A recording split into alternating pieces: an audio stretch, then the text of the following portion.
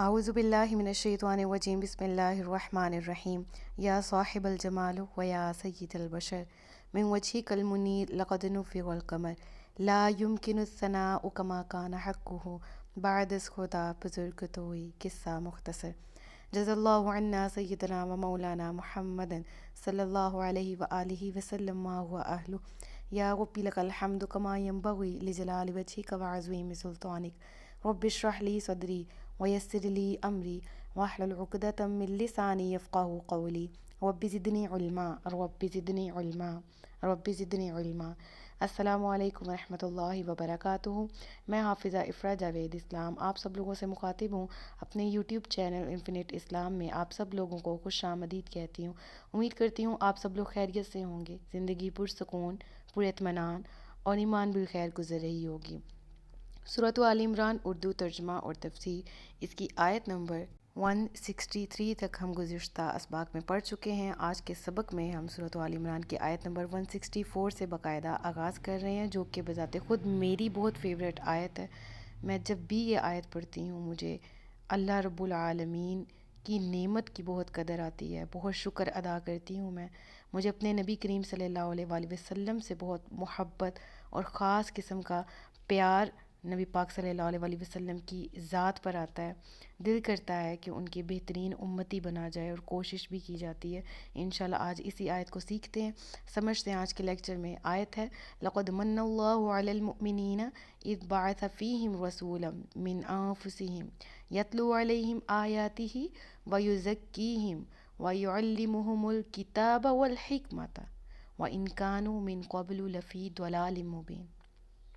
بے شک اللہ نے ایمان والوں پر بڑا احسان فرمایا جب ان میں ایک رسول مبعوث فرمایا جو انہی میں سے ہے، اور وہ ان کے سامنے اللہ کی آیتیں تلاوت فرماتا ہے، اور وہ انہیں پاک کرتا ہے، اور انہیں کتاب اور حکمت کی تعلیم دیتا ہے، اگرچہ یہ لوگ اس سے پہلے یقیناً کھلی گمراہی میں پڑے ہوئے تھے۔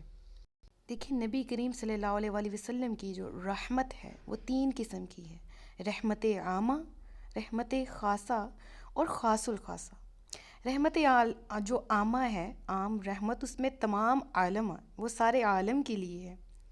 جو رحمت خاصہ ہے وہ سارے انسانوں کے لیے ہے،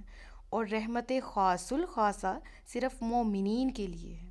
اور یہ آیت اس وجہ سے بہت زیادہ اہمیت کی حامل ہے کہ اس آیت میں نبی کریم صلی اللہ علیہ وآلہ وسلم کی جو 3 طرح کی 3 قسم کی رحمت ہے ان تمام کا ذکر کیا گیا۔ تو فرمایا گیا کہ اللہ نے سارے عالم پر عموماً اور مسلمانوں پر خاص طور پر بڑا احسان فرمایا کہ ان میں ایک ایسا شاندار رسول بھیجا جو انہی میں سے ہے۔ انہی میں سے مراد یعنی کہ نہ جنات میں سے ہے، وہ نہ وہ فرشتوں میں سے ہے، بلکہ انسانوں کے درمیان انہی میں سے آئے، اور اس طرح جو کہ بشر ہو کر جب بشریت کے لبادے میں آئے، اللہ کا مومنین پر احسان بن کے تشریف لے کر آئے۔ حضور پر نور صلی اللہ علیہ وآلہ وسلم اللہ کا احسان ہے ہم پر کہ، اور یہ ہم سے کس طرح افضل ہیں کہ ہم عام بشر ہیں، ہم گنہگار ہیں، وہ خاص بشر ہیں، اور اس طرح ہیں کہ ان کے مثال کوئی اور بشر، کوئی اور انسان نہیں ہے ان کی مثال کا ہونا تو کیا کبھی سوچا ہی نہیں جا سکتا کہ جس نبی کا سایہ نہیں ہے، سایہ بھی ایک انسان کی مثل ہوتا ہے نا، اس کی مانند ہوتا ہے، تو جس نبی پاک کی ذات کا سایہ نہیں ہے تو اس کی مثل ہونا تو بہت دور کی بات ہے۔ وہ جب بھیجے گئے تو وہ ہم سب کو پاک فرمانے والے ہیں، ہم پاک ہونے والے، وہ ہم سے افضل کیسے ہیں؟ وہ ہمیں پاک کرنے والے ہیں، ہم پاک ہونے والے ہیں۔ حضور پر نور صلی اللہ علیہ وآلہ وسلم سب کے معلم ہیں، ہم ان سے سیکھنے والے ہیں۔ یہاں پر مراد ہے نا کہ من انفسہم، ٹھیک ہے، رسول من انفسہم، آپ کی اپنے ہی درمیان سے رسول آپ میں نازل کیے گئے، یعنی اس سے مراد یہ ہے کہ نبی پاک صلی اللہ علیہ وآلہ وسلم کی آمد ہم سب کے لیے ایسی ہے گو کہ جسم میں جان کا آ جانا۔ نبی کریم صلی اللہ علیہ وسلم کی تشریف آوری اللہ تعالیٰ کی عطا کردہ تمام تر نعمتوں میں سب سے زیادہ اعلیٰ نعمت ہے کہ رب العالمین نے قرآن کریم میں کسی بھی نعمت پر جو لفظ ہے نا یہاں پر استعمال ہوا لقد من اللہ، یہ لفظ جو من ہے نا مطلب احسان کے طور پر جو جتایا جائے، یہ قرآن کریم میں کسی نعمت پر نہیں فرمایا گیا، صرف اس نعمت پر رب العالمین نے فرمایا۔ تو وجہ ظاہر ہے کہ دنیا کی جتنی بھی نعمتیں پروردگار نے ہمیں عطا کی یہ سب فانی ہیں، لیکن جو باقی رہ جانے والی نعمت ہے، جو ہمیشہ رہ جانے والی ہے، جس نے دنیا بھی ہماری بنا ڈالی، آخرت بھی بنائیں گے انشاءاللہ عز و جل، جو دنیا میں بھی ہمارے ساتھ ہیں آخرت میں بھی ہمارے ساتھ ہوں گے، وہ نبی کریم صلی اللہ علیہ وسلم ہی ہیں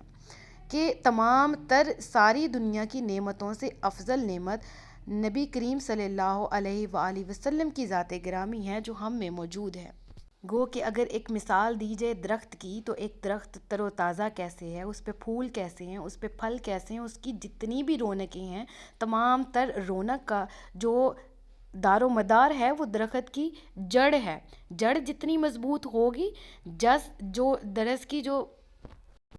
درخت بولنا تھا، جو درخت کی جو جڑ ہوتی ہے وہ جس قدر زمین کے اندر رس بھری ہوگی، جس قدر زمین کے اندر مضبوطی والی ہوگی، اس قدر درخت مضبوط ہوگا۔ تو جڑ کی طرف سے جو اندرونی رس جب درخت کی طرف اوپر کو بلندی کی طرف آتا ہے تو وہ درخت کی رگ رگ میں پہنچتا ہے، یعنی ہر طرف، ہر بالی، ہر ٹہنی، ہر سرے تک پہنچتا ہے وہ رس، اور اسی وجہ سے درخت کی بقا ممکن ہے۔ اگر درخت کی جڑ کاٹ دی جائے تو اس پہ پھل نہیں اگ سکتا، وہ ہرا نہیں رہ سکتا، اس پہ پھول نہیں اگ سکتا۔ جڑ مضبوط ہے، جڑ اپنی بنیاد زمین کے ساتھ جڑی ہوئی ہے تو ہی درخت کی سلامتی ہے۔ بالکل اسی طرح سارے عالم کی جو تمام تر نعمتیں ہیں وہ درخت کی مانند ہیں، اور نبی کریم صلی اللہ علیہ وآلہ وسلم ان سب کے اصل اصول، یعنی کہ نبی کریم صلی اللہ علیہ وآلہ وسلم کی جو ذات گرامی ہے وہ رب تعالیٰ کی طرف سے ایسی نعمت ہے جس پر رب نے فرمایا لقد من اللہ علی المؤمنین،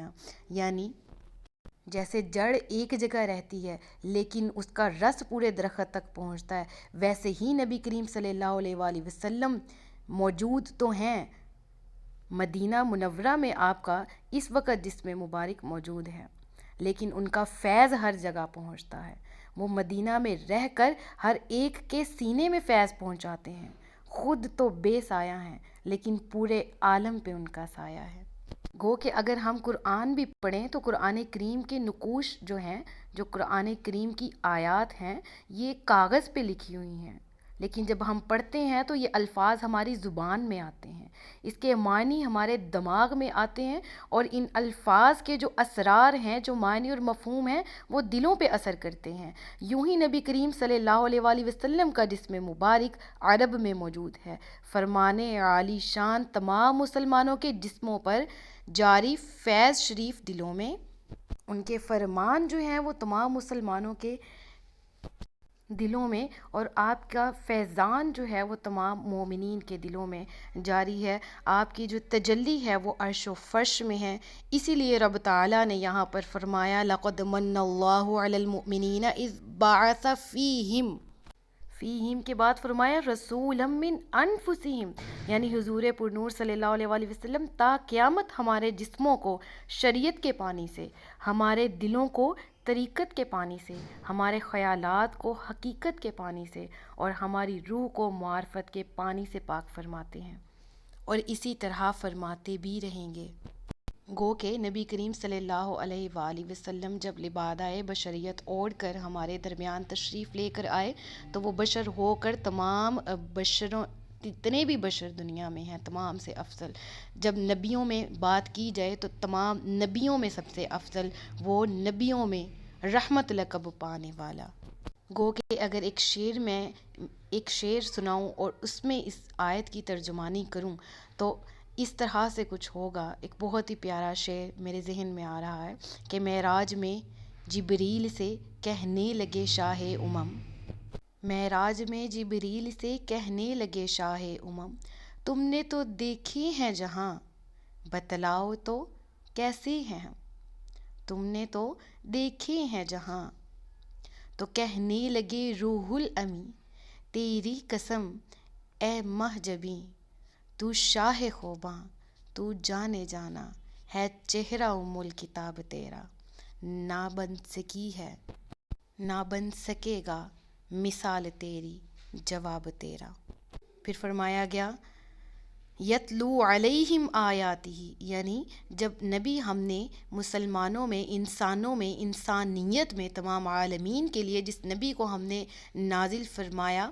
تو جب وہ آئے تو پھر وہ رسول خالی ہاتھ نہ آئے بلکہ اپنے ساتھ رب کی نعمتوں کو بھی لے کر آئے۔ نعمتوں میں سب سے افضل نعمت پھر کیا؟ تمام آسمانی کتابوں میں جس کو فضیلت حاصل ہے، قرآن کریم۔ چنانچہ وہ رسول انہیں اللہ کی آیات کی تلاوت کر کے بتاتے، انہیں سکھاتے، وہ اگر خود پڑھتے تو وہ پڑھنا بھی بتاتے، وہ قرآن اللہ تبارک و تعالیٰ کے حکم سے امتیوں کو سکھاتے، اپنی نگاہ کرم سے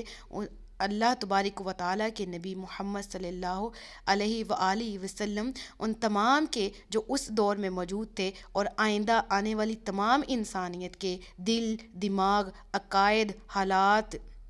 رویے، رسوم وغیرہ تمام کو اچھی طرح خوب پاک اور صاف کر دیا کہ کسی کی بھی زندگی میں کسی بھی طرح کی گندگی کا شائبہ بھی نہیں رہتا اگر وہ قرآن و سنت کو تھام لیتا ہے۔ جو قرآن کو پکڑ لیتا ہے، جو سنت کو پکڑ لیتا ہے، وہ کبھی بھی گندا میلا کچیلا نہیں رہتا، وہ پاک ہو جاتا ہے۔ اور یہ پاک کرنے والی ذات اللہ کے حکم سے نبی کریم صلی اللہ علیہ وآلہ وسلم ہے، جو کہ امتیوں کی خیر کے لیے ہر وقت اللہ تبارک و تعالیٰ کے حکم سے،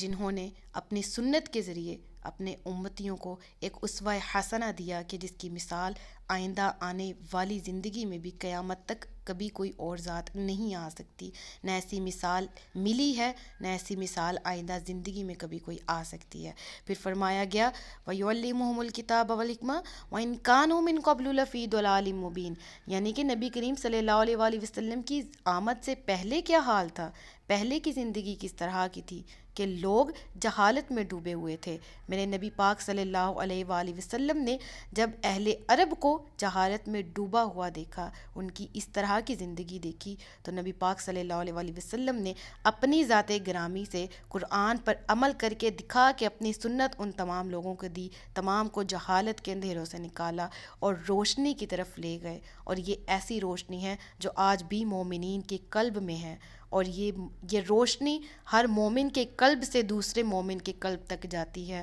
اور قیامت تک مسلمان اسی طرح جو اس دنیا میں تشریف لاتے رہیں گے اور سنت پر عمل کرتے رہیں گے، بے شک ان کے قلب بھی روشن رہیں گے اور روشنی سے منور رہیں گے۔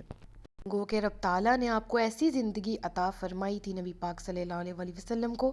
کہ آپ نے اپنی تمام عمر روشنی ہی بانٹی، کوئی آپ کو نہیں بدل پایا،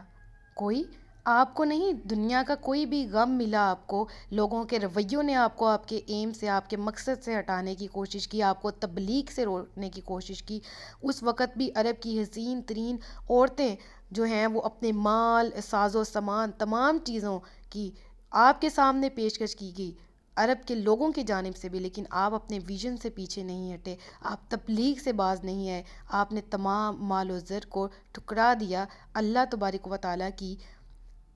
جو پیغام ہے قرآن کریم، اس کی تبلیغ کی، اور کوئی آپ کو بدل نہیں پایا۔ ہاں، آپ نے پوری دنیا کو بدل دیا، آپ نے پوری دنیا کو ایک عظیم انقلاب پیدا کر دیا کہ آپ کی تشریف آوری سے پہلے لوگ بدترین زندگی گزار رہے تھے، عقائد بھی خراب تھے، عبادات بھی خراب تھیں، اعمال بھی خراب تھے، اخلاق بھی گرے ہوئے تھے، غذاؤں وغیرہ میں حلال اور حرام کی تمیز تک نہ تھی، یہاں تک کہ جانور بھی اپنے بچے کو خود نہیں مارتا، مگر عرب کے لوگ اپنی بیٹیوں کو زندہ گاڑ دیتے تھے۔ لیکن نبی کریم صلی اللہ علیہ وآلہ وسلم کی برکت سے یہی لوگ پھر تمام دنیا میں تمام امتوں سے افضل قرار دیے گئے۔ جب یہ امت محمدی میں شامل ہوئے، یہ تمام امتوں سے افضل بن گئے، اور آج یہی امت محمدی ہے کہ اگر وہ کھویا ہوا مقام لے کر آنا چاہتی ہے واپس، اگر میں اور آپ آج سے ہی یہ ایم کریں، یہ تحیہ، یہ عہد کریں کہ ہم نے قرآن و سنت پر عمل کرنا ہے، تو بے شک انشاءاللہ عز و جل ہمارے بھی دل منور ہوں گے، ہمارے دل منور بھی ہیں قرآن اور سنت کی وجہ سے، اور انشاءاللہ عمل کر کے مزید روشنی پوری کائنات میں پہنچائیں گے۔ جس طرح میرے نبی کریم صلی اللہ علیہ وآلہ وسلم ہمارے لیے مہربان ہیں، شفیق ہیں، رب العالمین رحیم ہیں، ویسے ہی ہمیں باقی کے امتیوں کے لیے شفیق بننا ہے، باقی کے امتیوں کے لیے ہم نے اچھا رویہ، اچھا اخلاق بننا ہے، جیسا کا اسوہ حسنہ میرے نبی کریم صلی اللہ علیہ وآلہ وسلم کا ہے، اسی پر ہم نے عمل کرنا ہے۔ صدق اللہ العلی العظیم وصدق رسولہ النبی الکریم ونحن علی ذلک من الشاہدین والشاکرین وما علینا الا البلاغ المبین۔ سچ فرمایا اللہ نے جو عظمت والا ہے۔ مجھے دعاؤں میں یاد رکھیے گا، اپنا خیال رکھیے گا، اپنے سے زیادہ دوسروں کا۔ تاجدار ختم نبوت زندہ باد، پاکستان ہمیشہ زندہ باد۔ السلام علیکم ورحمۃ اللہ وبرکاتہ۔